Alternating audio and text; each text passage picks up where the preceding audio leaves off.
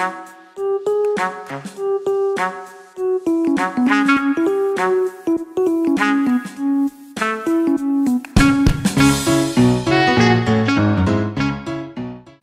à tous, nous voilà pour une nouvelle expérience. Le but étant de savoir aujourd'hui si, lorsque je mets cette bouteille d'eau entière au congélateur, elle sera plus lourde à porter une fois qu'elle sera à l'état solide, et est-ce que son volume aura augmenté, c'est-à-dire est-ce que la bouteille en gros risque d'exploser suite à la fusion de l'eau qu'elle contient.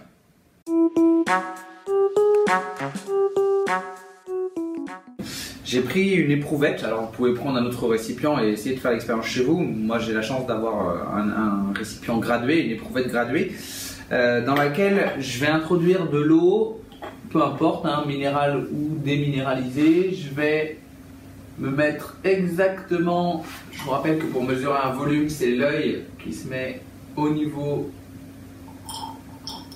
de l'éprouvette, voilà, précisément 6 ml. Pour que vous observez bien, je vais en plus indiquer par un trait le niveau de l'eau à l'état liquide, et je vais mesurer la masse de l'ensemble. On est à une masse de 41,3 grammes. Je vais donc mettre le récipient, donc l'éprouvette avec l'eau liquide au congélateur pour opérer une solidification, et on comparera une fois que l'eau sera solide la masse que l'on obtient et le volume, à savoir s'il a augmenté, s'il est resté identique ou s'il a diminué.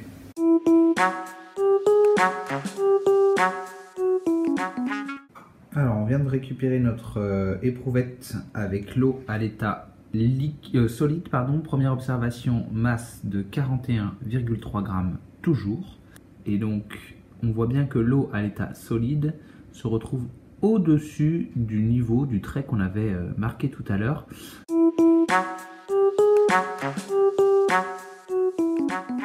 Alors on va essayer d'expliquer deux choses.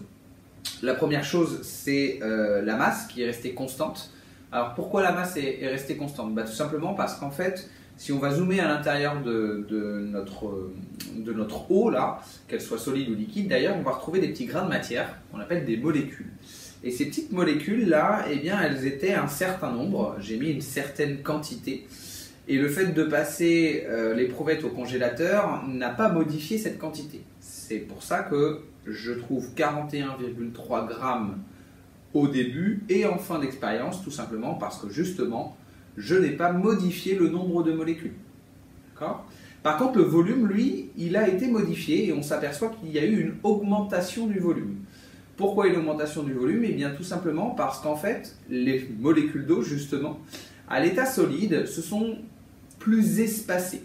C'est pour ça que j'ai un volume beaucoup plus important. À l'état liquide, les molécules étaient plus resserrées les unes les autres. Alors, c'est une des propriétés de l'eau, ça ne sera pas forcément vrai pour tous les liquides qu'on observerait.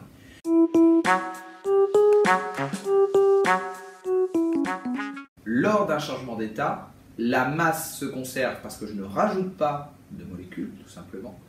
Mais que par contre, le volume peut augmenter ou diminuer, ça va dépendre de l'espèce chimique que vous étudiez. Mais en tout cas, que le volume peut varier tout simplement puisque la disposition des molécules va changer. Revenons à ma bouteille d'eau.